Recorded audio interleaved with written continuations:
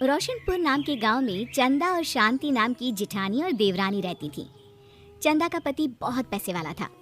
उनके पास किसी भी चीज की कोई कमी नहीं थी और उसके विपरीत शांति का पति बहुत ही गरीब और नशेड़ी था। शांति चंदा के घर में काम करके अपना घर चलाती थी। भाभी, घर पर खाने के लिए कुछ भी नहीं है। अगर आप थोड़ा खाना दे पाए तो बहुत मेहरबानी होगी। मुझे जो भी पैसे मिलते हैं वो तो आपके देवर नशे में उड़ा देते हैं। ये तुम लोगों का ना रोज रोज का ड्रामा हो गया है। अब देवर जी कमाते नहीं है तो मैं क्या करूं? तुम्हारा पति तो तुम्हारी सारी कमाई दारू में उड़ा देता है। रहने दो भूखा उसे। अरे ऐसे मत बोलिए भाभी, आप तो जानती ही हैं कि वो मन के कितने साफ हैं, पर इस बेरोजगारी के कारण उन्हें दारू पीने की लत लग गई है। अरे अपना ये रोना गाना बाद में कर लेना, पहले काम निपटा ले घर का।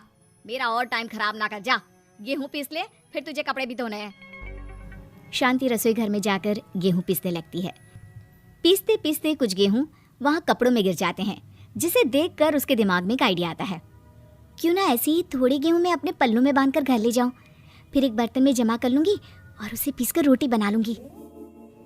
कुछ दिन तो ऐसे ही चलता रहा, मगर फिर एक दिन चंदा ने शांति को ऐसा करते हुए देख लिया।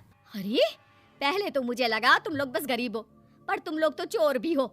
चोरनी कहीं की। मुझे तो लगता था तू गेहूं पिसती है, पर तू तो अपने पल्लू में गेहूं छुपा कर ले जाती है। निकल मेरे घर से। मुझे माफ कर दो भाभी, हमारे पास खाने के लिए एक दाना तक नहीं था, इसलिए मुझे ये सब करना पड़ा। अरे तुम लोग मेरे रिश्तेदार हो, इसीलिए दया कर कर तुझे मैंने अपने घर पे काम पर रख लिया, पर तू और तेरा पति हमारे खानदान का नाम मिट्टी में मिलाने पर उतारू हो चुके हैं। आपको मुझे जितनी गालियां देनी है दीजिए, मारना है तो मार भी लीजिए भाभी, पर मुझे काम से मत निकालिए। परिवार की बात है, वरना कोई और ऐसा काम करता ना तो धक्के मार कर कब से घर का बाहर निकाल दिया होता। रोते रोते शांति अपने घर चली जाती है, जहाँ उसका नशेड़ी पति कहता है, अरे कहाँ रह गई थी कामचोर? इतनी देर क्यों कर दी? आज पैसे लाई कि आज भी खाली हाथ वापस आ गई है? अपने हाथ दिखा, जरूर पैसे छुपा लिए ताकि मैं दारू ना पी पाऊँ। नहीं जी, मैं आपसे क्यों छुपाऊंगी, और अभी आप दारू पीने की बात कर रहे हैं, उसी कारण तो आज हम लोगों की ये हालत हो गई है। किसी काम की नहीं है तू, बिना मार खाए समझेगी नहीं। रख, अभी तेरे होश ठिकाने लगाता हूँ। रामलाल शांति को बहुत मारता है। शांति का मन दुखी हो जाता है और वो गांव के तालाब के पास के एक पेड़ के नीचे बैठकर फूट फूट कर रोने लगती है। मैंने कभी किसी का बुरा नहीं किया, फिर भी भगवान मेरे साथ ऐसा क्यों कर रहा है? मैं तो रामलाल जी की फिक्र करती हूँ, फिर भी उन्होंने मुझे इतना मारा। तभी उसे एक आवाज सुनाई देती है, रोने की कोई जरूरत नहीं है बेटी, चिंता क्यों करती हो? ये आवाज कहाँ से आ रही है? शांति अपने आसपास देखती है, उसे कोई नहीं दिखता। वो ऊपर देखती है, जहाँ उसे एक छोटी सी परी दिखती है। आप कौन है? आप तो कोई परी लगती हैं। हाँ बेटी, मैं इसी पेड़ पर रहती हूँ। मैंने तुम्हारी सारी बात सुनी, अब तुम्हें फिक्र करने की कोई जरूरत नहीं। अपनी आंखें बंद करो। शांति आंखें बंद करती है और जादुई परी अपनी छड़ी घुमाती है। उसकी छड़ी घुमाते ही पेड़ के सारे पत्ते सुनहरे रंग के हो जाते हैं। परी उनमें से एक पत्ता तोड़ लेती है और फिर से अपनी छड़ी घुमाती है, जिसके कारण सारे पत्ते पहले की तरह साधारण से दिखने लगते हैं। आंखें खोलो बेटा, लो इस पत्ते को ले जाकर अपने तकिए के नीचे रख देना। ये तो एक साधारण पत्ता है, इससे क्या होगा? ठीक है, अगर आप कहती हैं तो मैं इसे रख लेती हूँ। शांति उस पत्ते को लेकर अपने घर जाती है और अपने कमरे में तकिए के नीचे रखकर सो जाती है।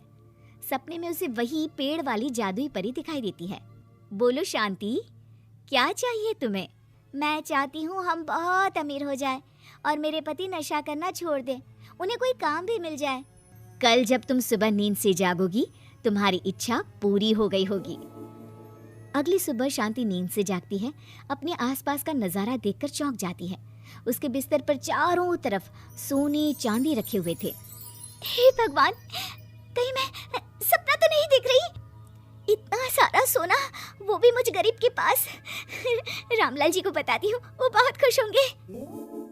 शांति जैसे ही कमरे के बाहर जाती है, वो देखती है कि रामलाल सूट बूट पहने काम के लिए बाहर जा रहा होता है। मुझे शहर में एक नौकरी मिल गई है शांति, मुझे आने में देर हो जाएगी, घर का ध्यान रखना। और इस तरह शांति बहुत अच्छा जीवन बिताने लगती है। उसके पास अब किसी भी चीज की कमी नहीं रह जाती।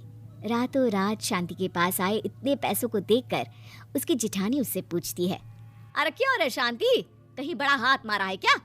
अचानक तुम लोगों के पास इतना पैसा कैसे आ गया? नहीं नहीं भाभी, ये सब तो जादुई परी के दिए हुए पत्ते का कमाल है। शांति जादुई पत्ते के बारे में सारी बात चंदा को बताती है, जिसे सुनकर चंदा के मन में लालच आ जाता है और वो झूठ मूठ रोते हुए उसी पेड़ के नीचे जाती है जहाँ उसकी रोने की आवाज सुनकर जादुई परी कहती है, क्या हुआ बेटा, क्यों रो रही हो? मैं बहुत गरीब हूँ, मेरे पति मुझे बहुत मारते हैं, अब मैं जीना नहीं चाहती। चिंता मत करो बेटा, अपनी आंखें बंद करो। जादुई परी चंदा को भी उसी पेड़ का एक पत्ता देती है और तकिए के नीचे रखने को कहती है। चंदा उस पत्ते को लाकर अपने तकिए के नीचे रख लेती है और अगली सुबह जब उठती है तो उसके कमरे में चारों तरफ सांप बिच्छू रहते हैं। अरे बचाओ बचाओ, कोई मुझे बचाओ, ये कैसा पत्ता है जिसे लाने के बाद उस गरीब शांति के पास तो इतना सारा सोना आ गया और मेरे चारों तरफ ये सांप बिच्छू, अरे कोई बचाओ। चंदा अपनी जान बचाती हुई शांति के पास जाती है। चलिए भाभी, मुझे लगता है आपके घर में सांप बिच्छू को बस जादुई परी ही हटा सकती है। दोनों मिलकर जादुई परी के पास जाते हैं। ये सब तुम्हारे बुरे इरादों का नतीजा है चंदा। तुम झूठ मूठ बस पैसे के लालच के कारण यहाँ आकर रो रही थी, इसीलिए तुम्हें जादुई पत्ते ने उसकी सजा दी। अरे मुझे माफ कर दीजिए जादुई परी, मेरे मन में लालच आ गया था। अरे शांति, तुम भी मुझे माफ कर दो, मैंने तुम्हारे साथ बहुत गलत किया है, फिर भी तुम मेरी मदद के लिए आई। चंदा को अपनी गलती का एहसास हो जाता है, इसलिए जादुई परी उसके घर से सारे सांप बिच्छू को गायब कर देती है। चंदा और शांति आपस में मिलजुल कर रहने लगती हैं।